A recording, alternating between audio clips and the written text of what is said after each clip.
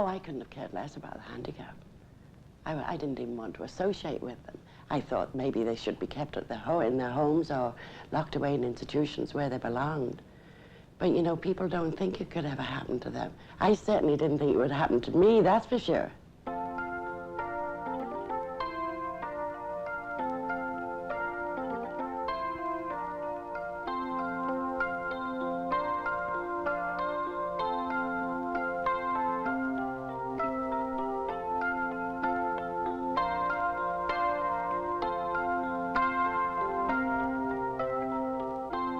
There's no discrimination where disability is concerned. It can happen to anyone and at any time. I know because it happened to me 16 years ago. I went to work one morning, very normal morning, and I slipped on a piece of paper. The freakiest of accidents. A piece of cellophane paper, I slipped on it, thought nothing of it, carried on through the day, and then realized that my knee was swelling. Blood clots had formed, later turning into phlebitis. They tried for 2 years to save my leg, but finally had to amputate it above my knee. This was my right leg. And talk about freaky accidents. I'm going to be fitted for an artificial limb a month after the operation, and a car ran into my taxi. Once again, just a very minor accident, but it was enough to start up the phlebitis in my left leg. 6 months later, it too was amputated above the knee, but infection set in. It didn't just stop there. 40 operations, 12 months later, they finally had to go right up to the hip and amputate. Through all this, the pressure of laying on my right side was too much for my arm, and eventually the phlebitis traveled up to my arm. I keep thinking, this can't happen to me, you know, it's not happening. I'm going bit by bit, but it was happening. And the following year, my arm also had to be amputated. I was accepting it in my own little way, but when the blood clot moved up into my eye, and I became permanently blind in that eye, I wanted to die. I just didn't want to go on living anymore. And it was then that I realized that, hey, Beryl, you're alive. Be thankful. It wasn't much of a life. But my goodness, you can make something out of it, right? There were many people out there in the same sort of situation that I was in. So I decided I want to get involved. I wanted to do something to help make the world a better place for disabled people. And that's when we started the Scarborough Recreation Club for disabled adults. What are you playing down there, boys? There were just 8 of us in the club at the start. But since then, the membership has grown to more than 100. I think he cheats. Watch him. The Scarborough Recreation Club for Disabled Adults has become the most important thing in my life. For the members, it is a stepping stone back into society. Many of our members had been shut away and cut off, and this club has helped them back into normal living. You made it. No, that's not a word. We meet once a week throughout the year, except for Christmas holidays, of course. It's quite informal. We do have programs set up, but if some of our members don't wish to get involved, well, that's all right. Strictly a social club. Wait, can I go on top of that? No. We have every type of disability in the club. I could run through a whole string of them. We'll never refuse anybody. Barry King was in a car accident 10 years ago. His spine was crushed, and it's a miracle he survived at all.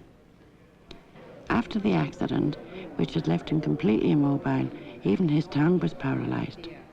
He had no way of communicating until we got him the handy voice machine. Is this one of the cards you're doing for the Christmas card? Yes, Beryl, this will be one of the cards. Do you like it? And now, he's able to communicate with anybody. He edits our club newspaper. He does all his own typing now. He's painting. We need them, Barry. That's beautiful, really. Anne Abbott has had cerebral palsy since birth. She's extremely intelligent and communicates through her board. Anne writes beautiful poetry and does all her own typing. You all know that for this year, we had an awareness week. There is also the business side of the club. We have all sorts of committees, for instance, public relations, fundraising. We run swimathons, bake sales and bazaars, committees and activities you'd find in almost any club. All these things have to be organised, and our members love to get involved in this way. Beryl, what is the outing for this month? The out for the club? Yeah. Oh, I believe it's the Wonderland. Right. Yeah.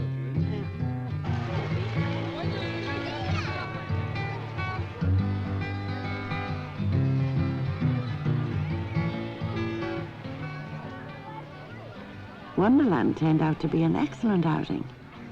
All our outings are aimed at integrating us into public places as much as possible. And this is all part of the process of getting back into society.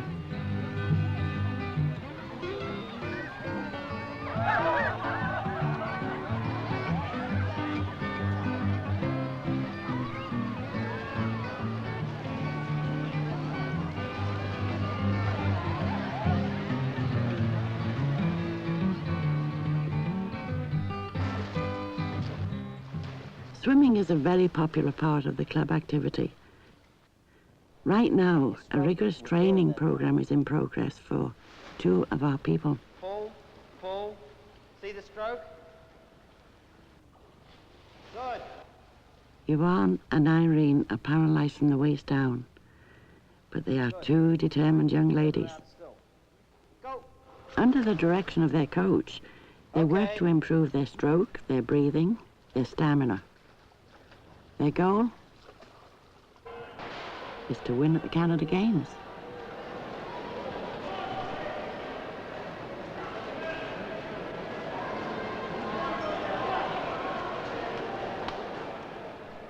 The Canada Games have done so much to bring out the abilities of the disabled. The Games have also helped the public to become aware of just what a disabled person is capable of doing. Events like these also encourage the disabled to realise that they can participate, not only among themselves, but with the public, with society itself. In the end, it all paid off for Yvonne and Irene.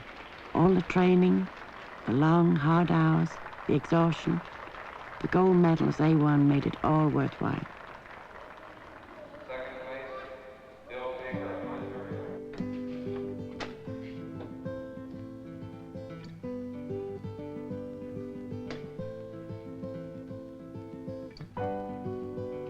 There's always a lot of paperwork connected with running a club, with membership lists, reports, letters of appeal, address labels. But fortunately, the workload is shared. One young lady, she has cerebral palsy, manages to do a lot of the club typing. It takes time, but she does it beautifully. My own life, what do? I like to sew. I could never buy a dress that fitted me properly, so I decided that I would have to learn to sew and make my own clothes. It's cheaper that way anyway.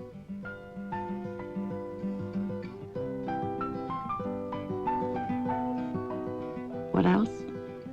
I like to cook when I have time. A little imagination, and it's surprising what can be done. I remember the first time I tried this.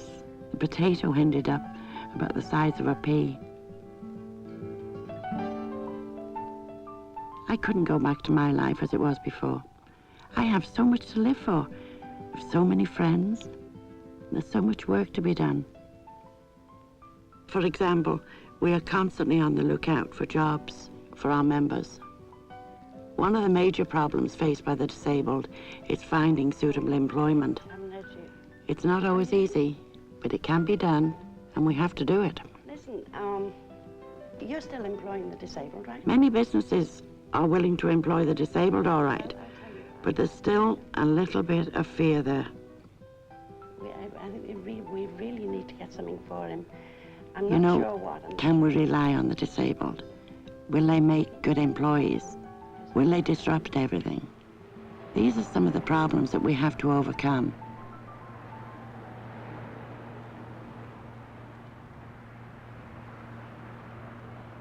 We have been hiring the disabled now for the last 15 years. We started with 2 back in 1966, I guess it was.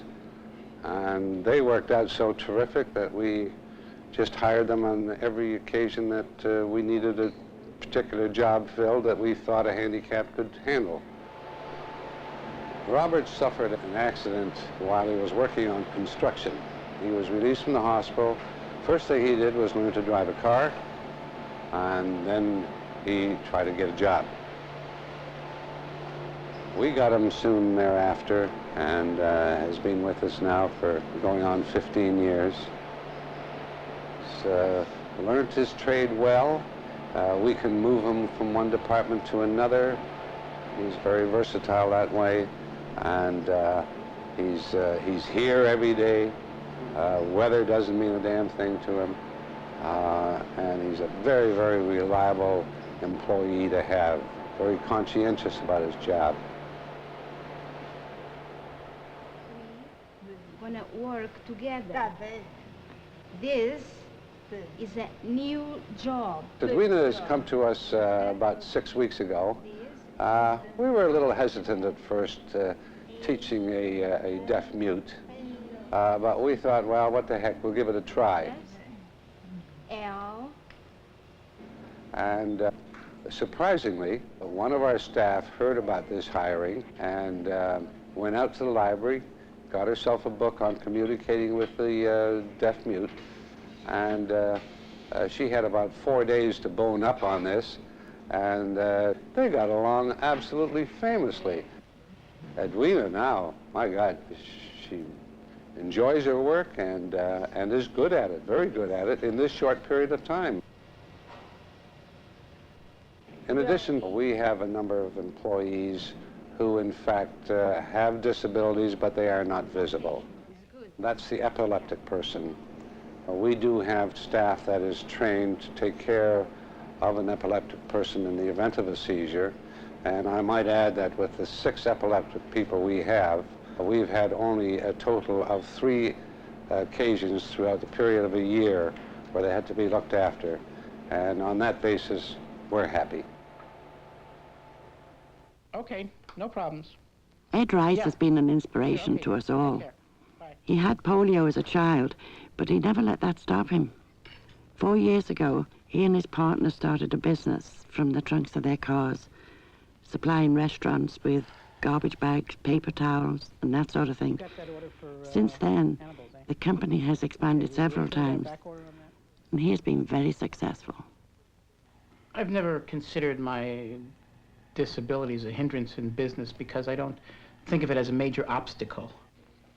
I have the same desires in business as anybody else who is. The idea is to try and make your business grow to the point where it's successful, that you have a successful operation. How you doing?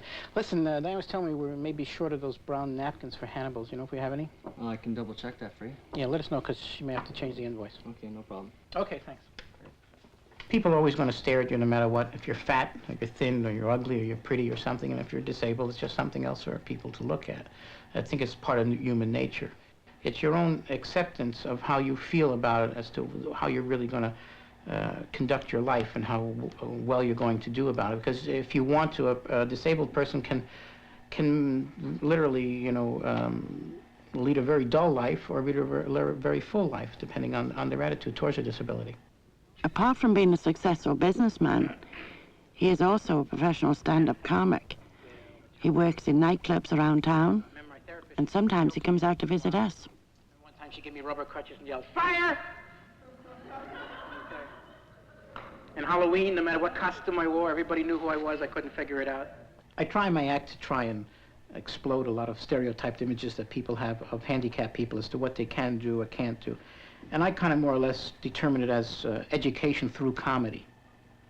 People that have no contact with disabled people will maybe remember things that I have said, so next time they see somebody in a wheelchair or on crutches, they will approach them differently. And growing up, when I became 18 years of age, I had my first indication of what society's attitudes are. Sometimes they try and overlook it too much the other way.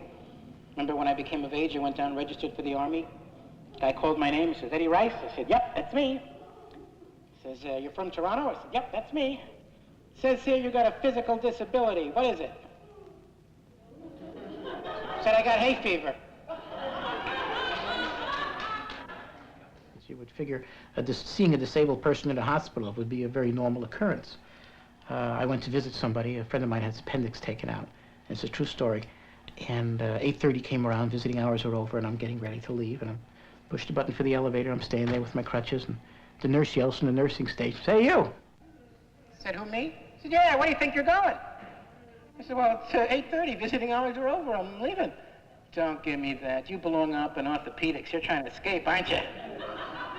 2 orderlies grabbed me. I spent 4 days in the hospital for nothing, you know what I mean? We have a lot to cover tonight, so we'll get through it as fast as possible. Anything is to say if we can, just keep By the way, how did it go with the transportation problems? If there's one thing that comes up at meetings, it's transportation. It's very hard to understand unless you're disabled.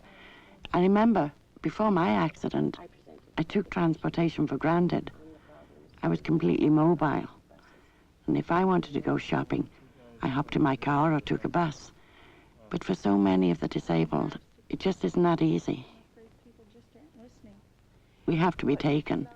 We just can't race off across town whenever we want to. If we have an appointment with a doctor, we have to book a ride several days in advance. The lawyer says, we can't give you times till you tell us what times you're going to be picked up. Yes, I've been offered a job, but I'm very concerned about getting to that job regularly and on time. There are no problems with the handicapped for the most part that wanted to learn a trade. The problem is with getting to the job. We have had such adverse results with handicap who have to use wheel tram service to get to the job and get home. Well, listen, the thing is, okay, I'm glad you called me, but we have to have this down in writing, Marlon. You need the times, the time that you should have been picked up. Okay, well, I'll write everything down if I ever get a ride home. Well, listen, is there any way that you could possibly take a taxi? Is there any way I can what? Take a taxi at the moment? It depends on if anybody's home with enough money. One of the first questions we will ask a handicapped person when they apply for the job is their mode of transportation. And it's 2 strikes against him if he has to use wheel tram. What I would like to do is come up with a petition and see if we can collect some names. If I could just run over this, it's only short.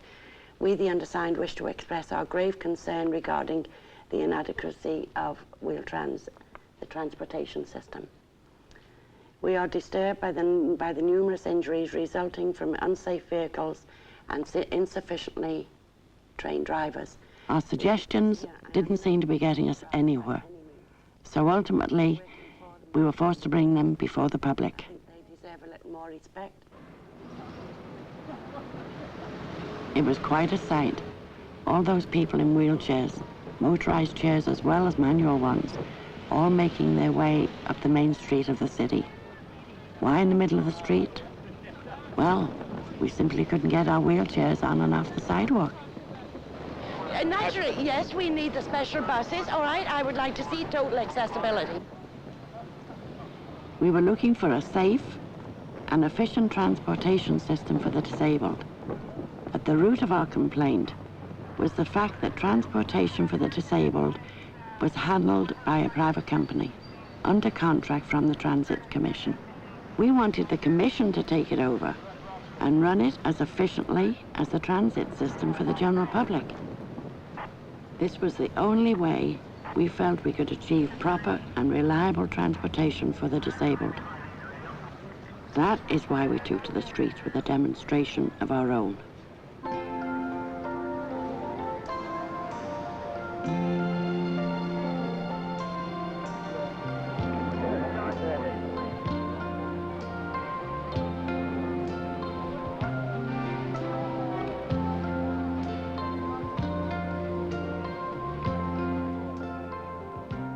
Some people think of me as being militant, radical. I'm called a leftist, an activist, but not really. All I am doing is simply taking a firm stand on the basic rights of the disabled. We met outside the Transit Commission offices. We couldn't all get inside, but a few of us were asked to meet with the Commission management to discuss our proposals. It's so important to have a face-to-face dialogue on an issue as vital as this. I wish we could all get in there, but I'm afraid it's not possible. These are some of the things that we would like to read out to you. The things that we are going to ask. Tell me if you can't hear. People who have complained about the quality and quantity of the Wheel-Trans service will no longer be refused access to the service. Right. Here, here.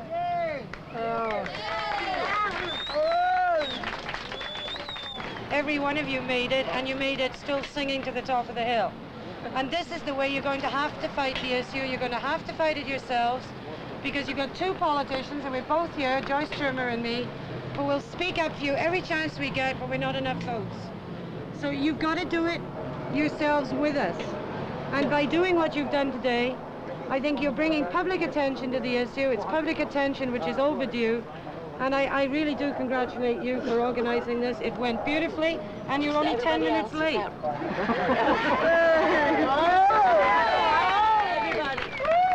Okay, number 4, complaints received by the TDC will be acted upon and not just filed and computed. Now, there's 2 people here I'd like to speak to that. Well, first of all, can you give me an example where this has happened, where they just haven't been acted on? Our meeting with the Commission lasted almost 2 hours. I don't think they expected it to go on for that long, but it was quite constructive, and there was a fair exchange of views. I had the same problem yesterday and today. I phoned in yesterday to say I couldn't get a ride to a special meeting yesterday that I was supposed to go to. They did phone me back this morning and say that they could take me to the one meeting this morning. But yesterday I had an important meeting. The bus arrived 15 minutes early. They buzzed up to my apartment. By the time I got down, I'm on the 14th floor, by the time I got down, the bus had left. I came up and I phoned them and I told them, they said, well, that's too bad you weren't there. I said, you were 15 minutes early. I said, well, they said, well, that's not our fault. I said, well, are you coming back for them? They said, no, forget it. You want to try to explain how you handle complaints in your area, you know? Well, we handle complaints in much the same way as we do with TDC complaints. They're recorded. This is the first time that handicapped people have demonstrated in the city of Toronto. I think that's an excellent representation of concern to have 50 or 75 people in wheelchairs come out and express their concern. And I think that they represent much more than the number of people that were actually on the demonstration. There's no question about that. Many club members and other demonstrators had been waiting in the hallway downstairs. At last, the Director of Operations came down and spoke to them. Mr. Burney's come down to give you the results of our meeting upstairs, and he's more than willing to answer any of your questions. Well, basically, we had an hour and a half of dialogue upstairs. I think I was on the receiving end of it more than I was on the giving end of it. And we heard the concerns of the group that come up here on this protest march today. I've given them some assurance that we'll look into most of the things that we can make a commitment on, and we'll give a formal report in due course. I've also indicated to your people that we will be taking a good look at, and I will be recommending in September that the Commission give consideration to taking over this service at the expiry date of the contract.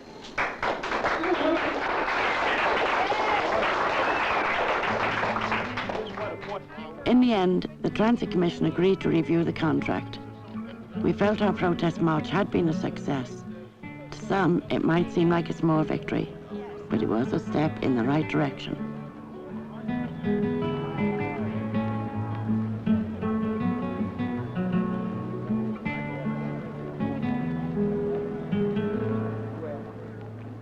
Another little girl asked me what had happened to my legs, and I said, well, I always seem to be out talking at libraries, schools, churches, service clubs.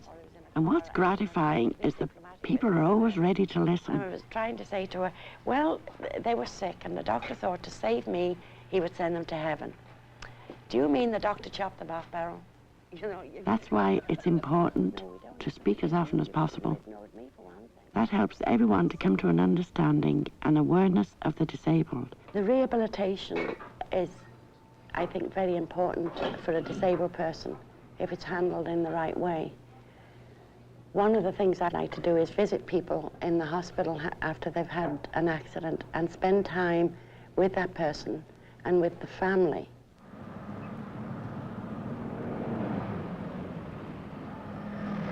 Rehabilitation programs can be of enormous benefit because when the able-bodied suddenly become disabled, they need something to bridge the shock. A shock which can sometimes last a long time. You know, like as I said with me, I was at the Conversation Hospital with the boys, and there's no way could I break down, but there's many and many nights I would go home and cry. I accepted what was happening. Alistair is a young man who has adjusted to his disability very well. He has impressed me with his strength and his courage, but it wasn't easy for him. Completed. My problem was getting used to the idea that I wasn't going to do all those things anymore. And sometimes I just looked over the balcony and I thought, Jesus, if I don't get any rest or some sleep or just feel good about something soon, I'd just as soon take that few seconds to the pavement. I was completely frustrated. No matter how I tried, nothing was working out. I tried to walk, it wouldn't work. I'd have some surgical procedure performed that was supposed to correct a problem. It wouldn't work. And it's just frustration, one thing after another. Start with the right foot. Take it easy. Keep the weight on the hand. That's right. Go. The right foot first. Left. Follow after. Good. Good. Stop there. Turn around gently.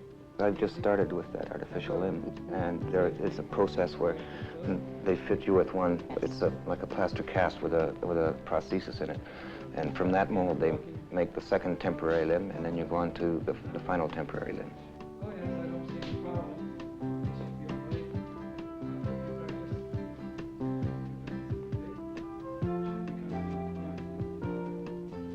Some of my friends became very shy afterwards and didn't want to talk to me about it, but would definitely acknowledge that I was there. But there was always that difference, you know, like, we're all going out with Alistair, or Alistair's coming with us, or, you know, not, let's go, you know, let's get together and do something. We're going to go and take Alistair.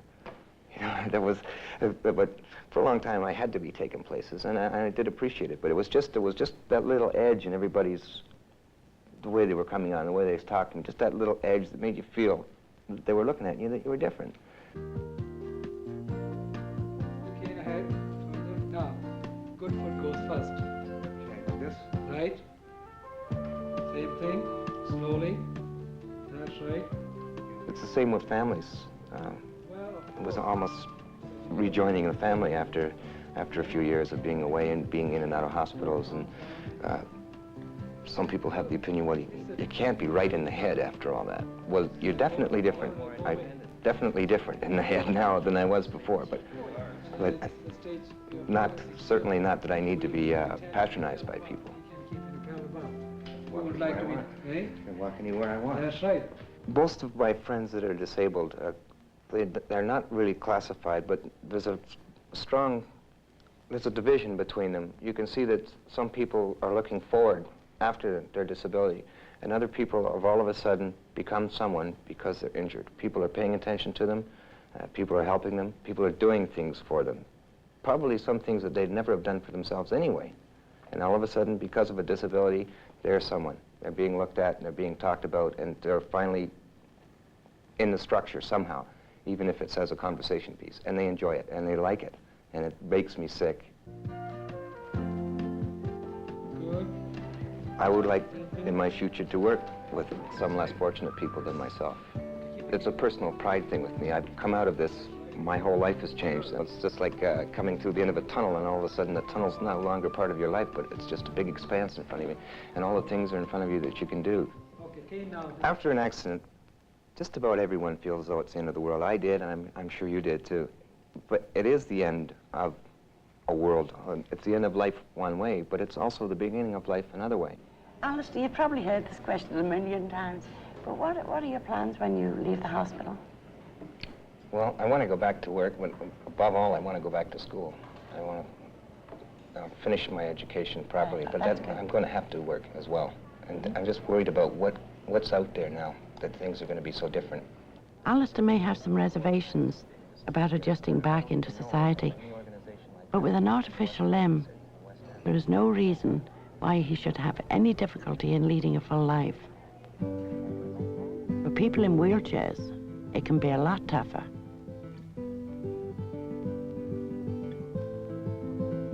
It's sometimes awkward, not only for the disabled person, but for his or her family.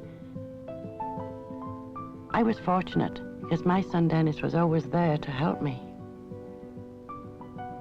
An ongoing adjustment has to be made all around.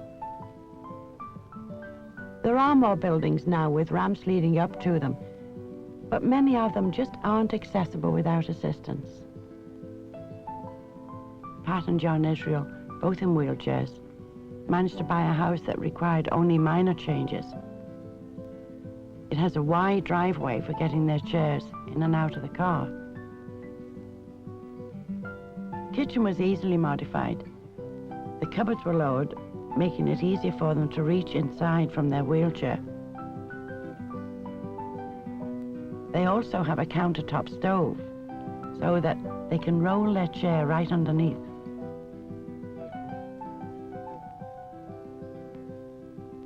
One big advantage of this house was that the picture windows were low, making it so much easier for a person in a wheelchair to see outside.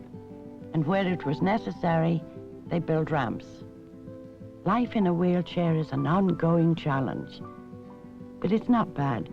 It's just different. And this is one of the things that we have to convey.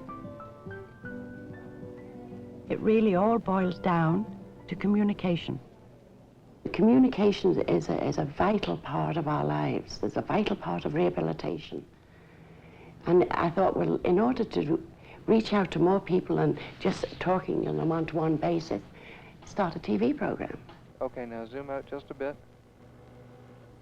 I can go out and talk at a dinner and reach 50 people, but on television, one can reach thousands. Yeah, because once they accept you as a person, then they don't see the disability anymore. It's only really people who have no exposure to disabled people or people who meet you for the first time. On my television show, I work with an all-disabled crew.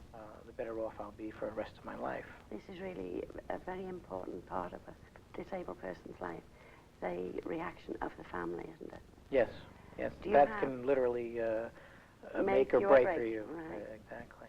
Okay, stand by in 20 seconds to roll. I remember when I first brought Gordy Hamilton into the control room, they asked, what's he going to do? They soon found out that cerebral palsy wasn't going to prevent him from getting involved. Of course, Gordy loves to show off with his homemade antenna. The only problem I find that they've established now the handicapped parking zones in shopping plazas and so forth, which is a fabulous idea. However, I would say more than 90% of the time they're being used by people who don't need it. What I am trying to accomplish with my television program is to alter people's attitude towards us, because when people change their attitude, they change their approach.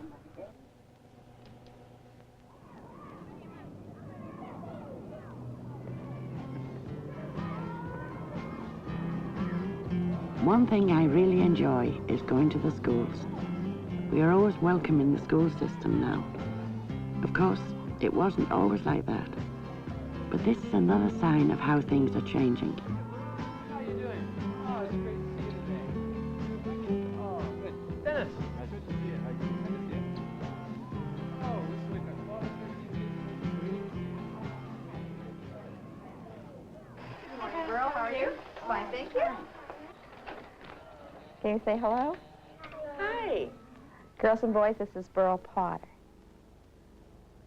Are they always this quiet? Well, and I think they're a little bit in awe right now. How are you? You know what? What accent were you in? What accent was I in? Children to me are my greatest listeners and my greatest critics. Oh, yes, there was a lot of it. They ask very genuine questions, questions that many people are afraid to ask, but would love to know the answers to. Happy and able to do things, he decided that it would be a lot better if he amputated my legs, right? But I don't want you don't want to be afraid. You're not afraid of it, are you? You're not afraid of mine. It's not an arm, this is what you call a stump, right?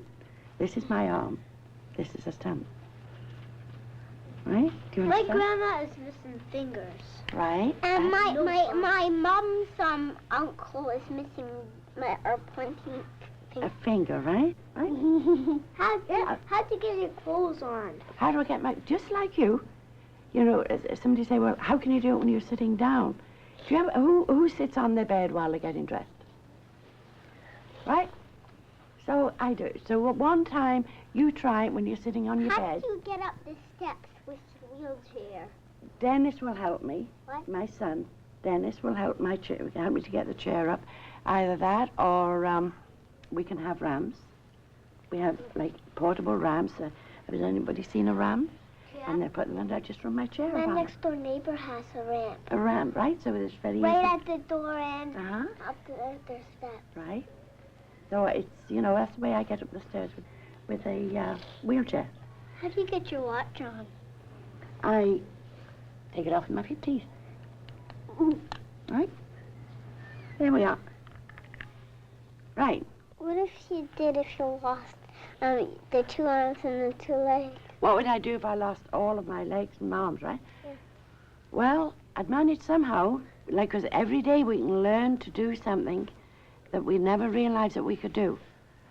I hope it never happens, Jason, but if it ever did, I know I'd be able to manage. Children have no preconceived attitudes. They have no fear. Although some disabled may seem a little disconcerting, you never get that feeling of withdrawal from children, and they accept you for what you are. Bye-bye. The other arm. Pardon? Take care of your other arm. Oh, I'll take very good care of this arm, Jason, and thank you for thinking of that, because I'm going to come back Reaching and the see you children all early, sometime. before that Okay? seed of attitude is sown, is so important. Bye, sweetheart. Bye-bye. Whoa. Bye-bye. You're going to blow me a kiss? Oh. Are you someone's grandma? I'm somebody's grandma, and his name is Justin, and he's just like you. Bye-bye. You know, we keep talking about the changing of attitudes, but one of the most important attitudes that has to be changed is that of the disabled themselves. This is the reason for this meeting tonight. We need some suggestions from you people. I need some more people working on the fundraising. Okay. Any suggestions? How much do you approximately have right now? I'm looking for another 20,000. 20,000. Some of the members were new to fundraising and didn't realize the amount of work involved. They were a little apprehensive at first about approaching organizations for financial assistance, but it's only by facing up to their fears and by doing things for themselves that they will gain confidence in their own ability. Get a letter out, a form letter can go out, but we're going to have to follow It's up all part of self-rehabilitation, part of re-entering society. There's lots of things to do. So I think we should start, you know, by having meetings more constantly with this. We have to start on the funding right away. Now, the thing is, what are we going to start off the month with? It's going to be a big month. And Barry, you seem as if you're very anxious to say something there. Let's have a parade. Sounds like a good idea. Parade, like, it sounds like a great idea, right? Yeah.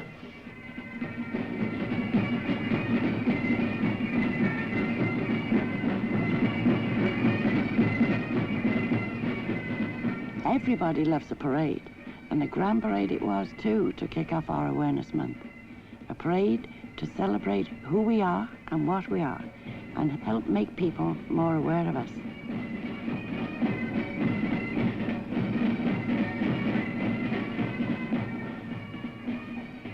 It was a marvelous example of disabled people integrating themselves into the mainstream of society.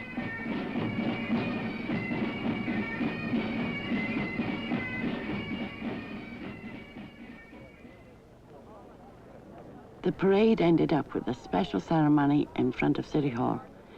Messages of encouragement came from all the boroughs of the city and from many members of Parliament.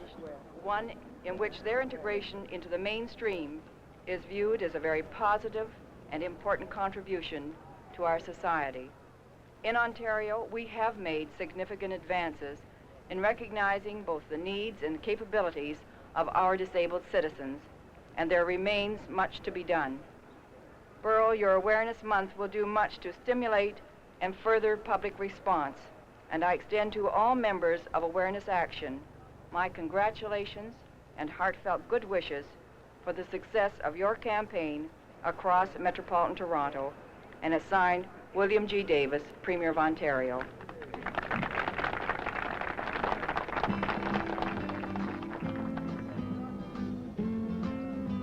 There was also a demonstration of wheelchair expertise. You could feel the strength and the determination of these boys as they maneuver their wheelchairs through the slalom course.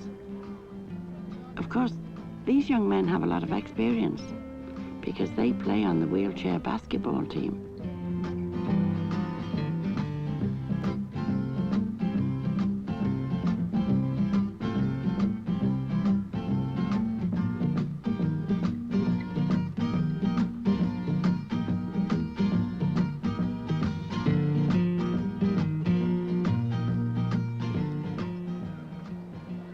Awareness Month involved 120 booths being set up in the major shopping centres in the city. There were close to 1,000 of us who were involved in creating this awareness to the public. At the shopping centres, the public had more opportunity to become directly involved with the disabled. You guys ever been in a wheelchair before? No. You want to give this a try? Sure. Why not? Okay, great. Watch Hux go, and then he'll show you how to do it.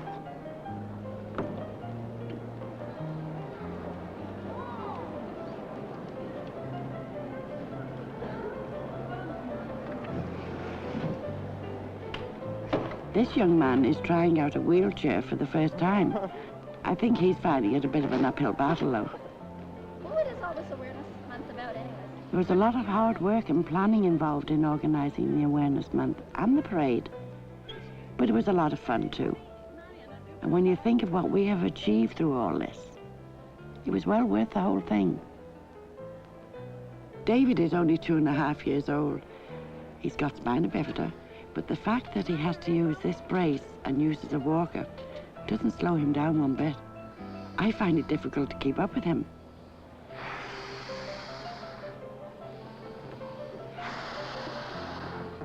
How's that? Come on, why are you being so slow? Barry King was there, always surrounded by young people, especially the pretty girls. But thanks to his handy voice machine, there is no communication barrier here.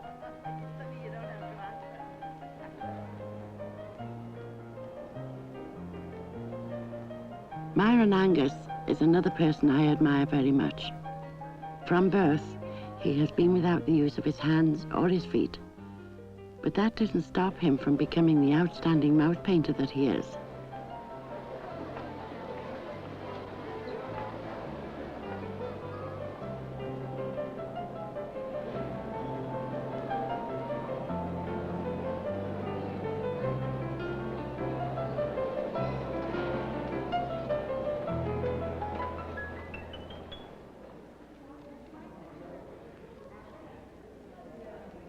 Can I have your attention, please? Our President, Beryl Potter, was honored with Premier Awards for Good Citizenship. Let's give Beryl Potter our congratulations.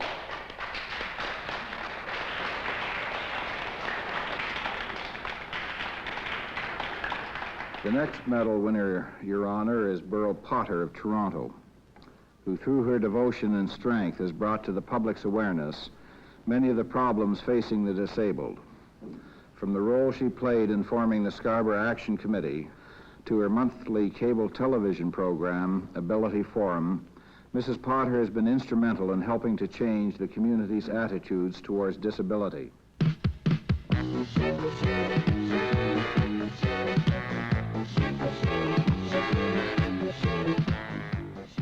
One of the nice things about the club is that people meet and get together and fall in love.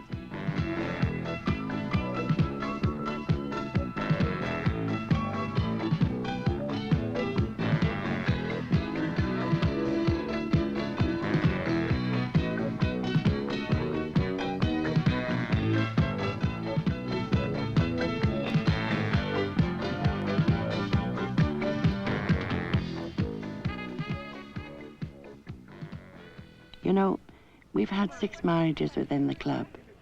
Ed and Christine are soon to be married. We had a shower for them at the club, and it was just a lot of fun all around.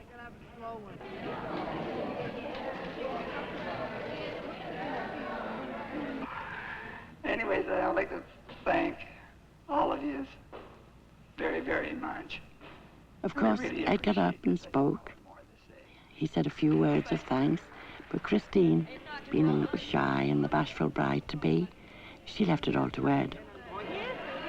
I will be talking to him shortly, probably Thursday. Yeah, I knew that he was, Joey, don't you want anything good? You want some sandwiches? Some cookies? Listen, I want to thank you for your black book. Ed Rice dropped in and gave his 2 cents worth. Look how thick this book is. Yeah, you noticed I that, tell eh? you. It's got pictures in it, too. My God, this guy's got everything. I tell you. But you want to see the gold stars. The gold star. You got the rating back here, too, eh? Oh, look at that. 4 stars.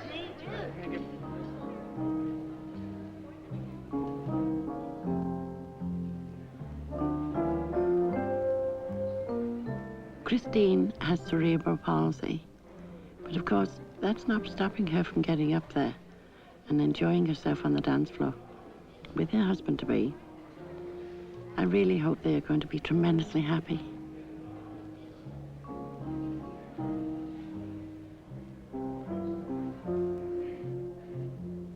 Getting the disabled to change their attitude, we will automatically help society to change their attitude, because we're bringing the awareness to them.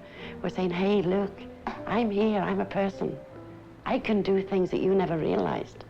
And if we can bring this about and make the people aware of and look at the abilities instead of the disabilities. As I said before, don't look at what's gone, look at what's left. Look at what I can do, not what I can't do.